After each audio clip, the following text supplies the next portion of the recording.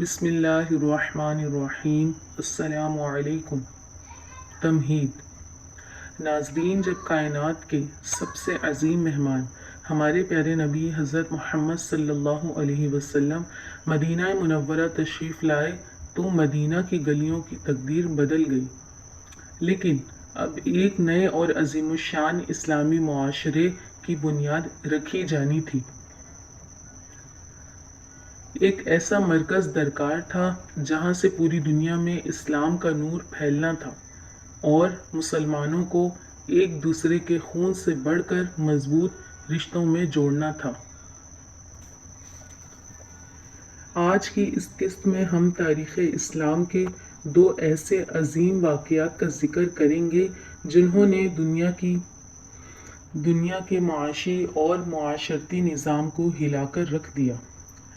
جانیے کہ مسجد نبوی کی زمین دو یتیم بچوں سے کیسے خریدی گئی اور مکہ کے لٹے پٹے مہاجرین کو مدینہ کے انصار نے اپنا آدھا مال اور گھر کیسے پیش کر دیے۔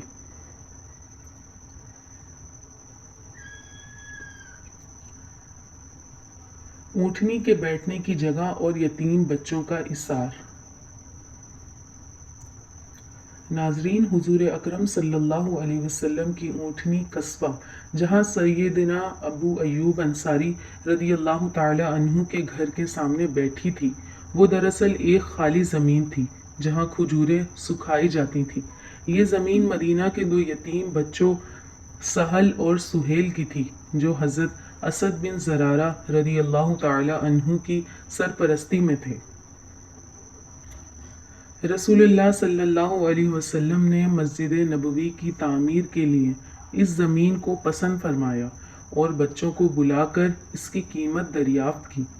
ان یتیم بچوں کے دلوں میں ایمان کا ایسا نور تھا کہ انہوں نے ادب سے عرض کیا، یا رسول اللہ، ہم یہ زمین آپ کو تحفے میں دیتے ہیں، ہم اس کی قیمت نہیں لیں گے۔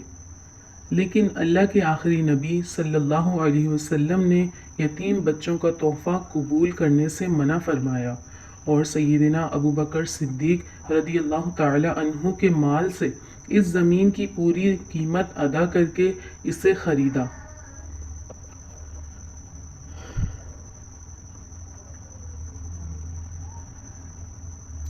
مسجد نبوی کی تعمیر اور حضور صلی اللہ علیہ وسلم کی مشقت۔ زمین خریدنے کے بعد فوراً ہی مسجد نبوی کی تعمیر کا کام شروع ہو گیا۔ یہ کوئی عالیشان عمارت نہیں تھی بلکہ کچی اینٹوں اور مٹی کی دیواریں تھیں اور کھجور کے تنے اس کے ستون تھے۔ چھت پر کھجور کے پتے ڈلے گئے تھے۔ ناظرین، ایمان کو گرما دینے والا منظر وہ تھا جب کائنات کے سردار اللہ کے آخری نبی صلی اللہ علیہ وسلم خود ایک عام مزدور کی طرح کچی اینٹیں اور بھاری پتھر اپنے مبارک ہاتھوں سے اٹھا کر لاتے تھے۔ صحابہ کرام آپ صلی اللہ علیہ وسلم کو مشقت میں دیکھ کر رو پڑتے اور عرض کرتے، یا رسول اللہ، آپ آرام فرمائیے، ہم کام کرتے ہیں۔ لیکن آپ صلی اللہ علیہ وسلم صحابہ کے ساتھ مل کر کام کرتے اور ان کا حوصلہ بڑھانے کے لیے رجس کے یہ کلمات ادا فرماتے، اللہم لا عیش الا عیش الآخرہ فاغفر الانصار والمہاجرہ۔ اے اللہ، زندگی تو بس آخرت ہی کی زندگی ہے، بس تو انصار اور مہاجرین کی مغفرت فرما۔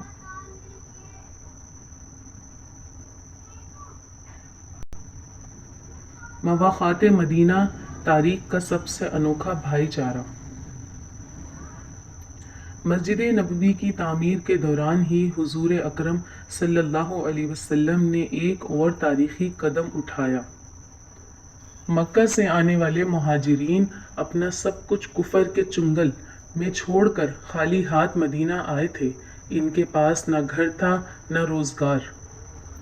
اس انسانی بحران کو حل کرنے کے لیے آپ صلی اللہ علیہ وسلم نے حضرت انس بن مالک رضی اللہ تعالی عنہ کے گھر میں انصار اور مہاجرین کو اکٹھا کیا۔ آپ صلی اللہ علیہ وسلم نے ایک ایک مہاجر کا ہاتھ ایک ایک انصاری کے ہاتھ میں دے کر فرمایا، تم آج سے ایک دوسرے کے بھائی ہو اور یہ رشتہ خون کے رشتوں سے بڑھ کر ہے۔ تاریخ انسانی گواہ ہے کہ انصار مدینہ نے اس فرمان پر لبیک کہتے ہوئے ایثار کی وہ داستان رقم کی جس کی مثال دنیا کا کوئی نظام پیش نہیں کر سکتا۔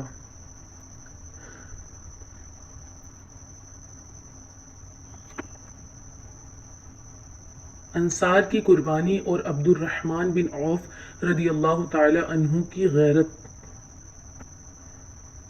مدینہ کے انصار نے اپنے مہاجر بھائیوں کے سامنے اپنے گھر رکھ دیے اور کہا کہ میرا گھر آدھا تمہارا اور آدھا میرا۔ اپنے باغات اور مال و دولت مہاجرین کے لیے پیش دیے کہ اس کے 2 حصے کرو، ایک تمہارا اور ایک میرا۔ سبحان اللہ! لیکن دوسری طرف مکہ کے مہاجرین بھی غیرت اور خودداری کے پہاڑ تھے۔ جب جلیل القدر صحابی حضرت عبد الرحمن بن عوف رضی اللہ تعالی عنہ کو ان کے انصاری بھائی حضرت سعد بن ربیع رضی اللہ تعالی عنہ نے اپنا آدھا مال اور کاروبار پیش کیا تو حضرت عبد الرحمن بن عوف نے شکریہ ادا کرتے ہوئے تاریخی جملہ کہا: اے میرے بھائی، اللہ تمہارے مال اور اہل و عیال میں برکت دے، مجھے تمہارے مال کی ضرورت نہیں، تم بس مجھے مدینہ کے بازار کا راستہ دکھا دو۔ وہ بازار گئے، تجارت شروع کی اور چند ہی دنوں میں مدینہ کے بڑے تاجر بن گئے۔ یوں مدینہ میں بھیک یا محتاجی کے بجائے محبت اور خودداری کا معاشرہ قائم ہوا۔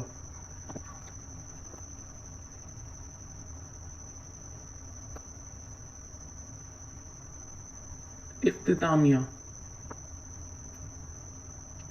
ناظرین، یہ تھا مدینہ منورہ کا وہ آغاز جہاں مسلمانوں نے اپنے گھر، اپنی مسجد اور اپنا معاشی نظام اپنے ہاتھوں میں کھڑا لیا۔ یہ مواخات مدینہ کا یہی نتیجہ تھا کہ چند ہی مہینوں میں کوئی ایک مہاجر بھی مدینہ میں غریب یا بے گھر نہیں رہا۔ لیکن اب مدینہ کے ارد گرد رہنے والے یہودی اور مکہ کے قریش مسلمانوں کی اس طاقت سے خوف زدہ ہو رہے تھے اور مدینہ پر حملہ کی سازشیں کر رہے تھے۔ یہ سازشوں کا مقابلہ کرنے کے لیے حضور صلی اللہ علیہ وسلم نے کیا تاریخی معاہدہ کیا اور میثاق مدینہ کیا تھا، یہ سب ہم جانیں گے اگلی قسط میں۔ اگر آپ کو تاریخ اسلام کا یہ سچا اور مستند سلسلہ پسند آ رہا ہے تو ویڈیو کو لائک اور شیئر ضرور کریں اور کمنٹس میں اپنی قیمتی رائے کا اظہار کرنا نہ بھولیں۔ ہمارے channel the history hub official 92 کو سبسکرائب ضرور کریں۔ ملتے ہیں اگلی قسط میں۔ اللہ حافظ۔